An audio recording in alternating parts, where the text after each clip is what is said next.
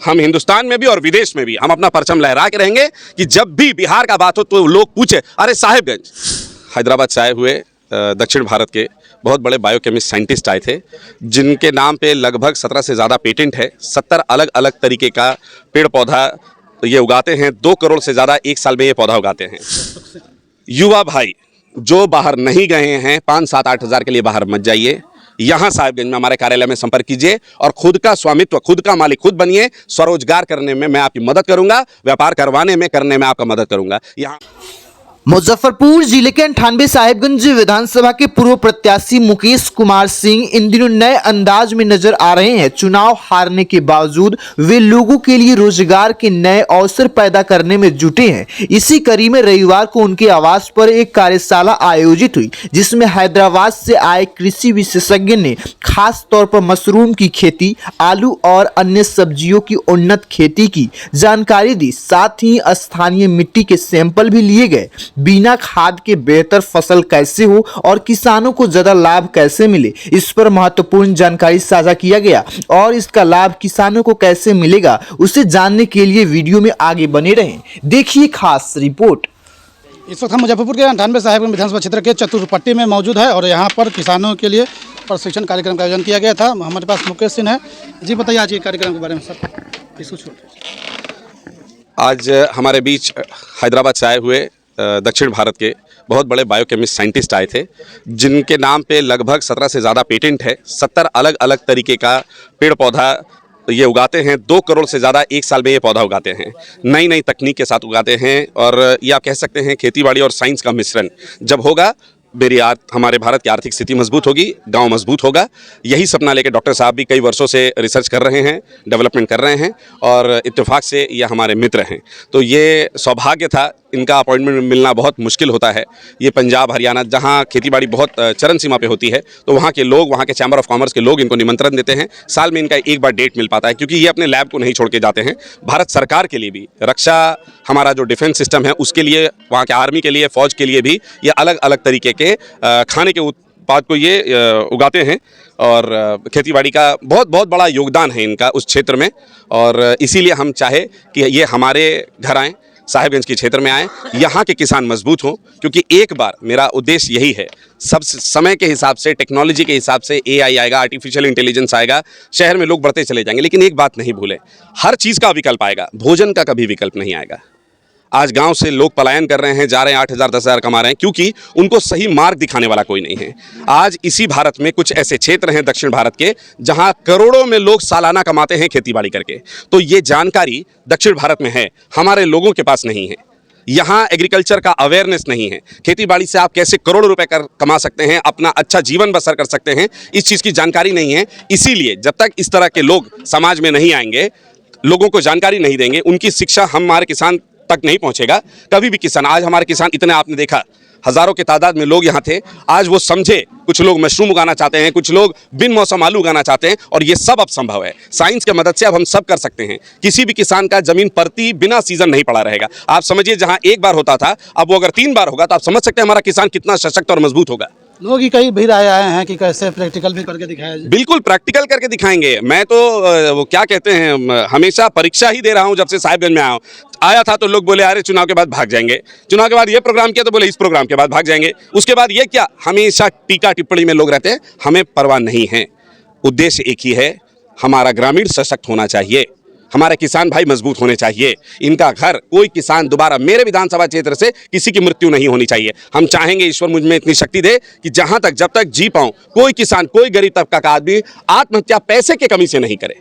इनको सही ज्ञान मिलेगा, सही ज्ञान से सही धन आएगा। आज आपके दरवाजे पर कार्यक्रम किया गया है, क्या विभिन्न पंचायतों में भी किया जाएगा साहिबगंज विधानसभा के? जब तक आपको हमने बताया, जब तक हमारी सांसें चलेंगी, हम अपने लोगों को मजबूत करने के लिए, आज 500 की भीड़ थी, कल 5,000 होगी, परसों 5 लाख होगा, हम ये करते चले जाएंगे। हमें पब्लिसिटी नहीं, हमें लोगों को सशक्त करना है। हमारा उद्देश्य समझे। आलू हम यहाँ की मंडी में बेच सकते थे, 8 रुपये, हमको तुरंत पैसा मिलता। आज यही सब किसान, किसी ने 4 टन दिया, किसी ने 5 टन दिया। कल हमने 27,000 किलो बिहार की धरती से पहली बार बिना किसी दलाल के, आज हमारे गाँव यही 5-6 लड़कों ने, जिन्होंने इस मुहिम में मेरा शुरुआत में साथ दिया था, ये सारे भाई यहीं खड़े हैं। कल हमारा माल दुबई निकल गया और बस कुछ दिन के बाद साहिबगंज का आलू दुबई के लोग खाएंगे। इससे बड़ा गौरव का बात और क्या होगा आपके लिए। क्या क्या योजनाएं हैं आपकी? हम सबसे पहले हमारा टारगेट है, आपको आप अगर ऊपर देखेंगे हमने ये ब्रांड बनाया बिहारीज। हर महिला का हाथ सशक्त होगा। हम हल्दी देंगे, हम अचार बनवाएंगे, हम ठेकुआ बनवाएंगे, हम निमकी बनवाएंगे, घर घर में माल बनेगा। हमारे लड़के सप्लाई चेन मैनेजमेंट में रहेंगे, वो लाएंगे, वो टेस्ट करेंगे। उसके लिए क्वालिटी टीम बनाई गई है, हमारा लाइसेंस भी आ गया है। और एक एक सामान हम हिंदुस्तान में भी और विदेश में भी हम अपना परचम लहरा के रहेंगे कि जब भी बिहार का बात हो तो लोग पूछे, अरे साहिबगंज। बिहार से ज्यादा तवज्जो हम चाहेंगे एक दिन हमारे विधानसभा को मिले कि सबसे पहले यहाँ के लोग खड़े हों। जब यहाँ के लोग खड़े होंगे तो आसपास के सारे विधानसभा के लोग खड़े हो जाएंगे। आपने चुनाव लड़ा, बहुत से लोग चुनाव के बाद निष्क्रिय हो जाते हैं, आप अभी भी लोग डेवलपमेंट के लिए सक्रिय हैं। सबसे जरूरी चीज, आपने एक सवाल मुझसे नहीं पूछा, मैंने चुनाव क्यों लड़ा। मैं बहुत खुश था, मैं दुबई में था, विदेश में था, अलग अलग देशों में था। मैं इसलिए चुनाव लड़ा, अगर आपको पहले क्या जमाने में क्या होता था, राजा रात को निकलते थे, अकबर भी जब निकलते थे तो रात को निकलते थे और अपने गांव घूमते थे, अपनी मंडी घुमा करते थे। शाम के वक्त जब सूरज डूबने वाला होता था तो उनका चेहरा पूरे तरीके से नहीं दिखे कि वाकई उनके क्षेत्र में क्या स्थिति है। तो जब हम चुनाव लड़ते हैं तो हम हर दरवाजे पे जाते हैं, किसी का सुख दिखेगा, किसी का दुख दिखेगा, किसी का अच्छाई दिखेगा, किसी का बुराई दिखेगा। तो ये मेरे लिए चुनाव लड़ना एक एक्सपेरिमेंट था कि मैं अपने लोगों की जिंदगी को समझ सकूं। और जिस दिन मैंने लोगों की जिंदगी, रिजल्ट क्या आया मैं देखने तक नहीं गया। मुझे लगता है 800 या 700 और कुछ इस तरह के वोट आए। मुझे वोट पे हमारा ध्यान ही नहीं था, मैं अपने क्षेत्र को समझ चुका था और उसके लिए हमने काम करना शुरू कर दिया है। आपको पहली सफलता कल 27,000 किलो आलू, ये पूरा दरवाजा भरा था, पीछे वाले का दरवाजा भरा था और हम सारे गांव वाले मिलकर सब काम कर रहे थे। ये अकेले की बस की बात नहीं है, यही पहली सफलता ईश्वर ने हमको दी। आज दूसरी सफलता, दक्षिण भारत के साइंटिस्ट हमारे बीच हैं। ऐसा नहीं है कि विधायक बनने के लिए आप ये कर रहे हैं? आप एक बात बताइए, विधायक बनना होता तो हम गोलू राजा को बुलाते, हम साइंटिस्ट क्यों बुलाते यार?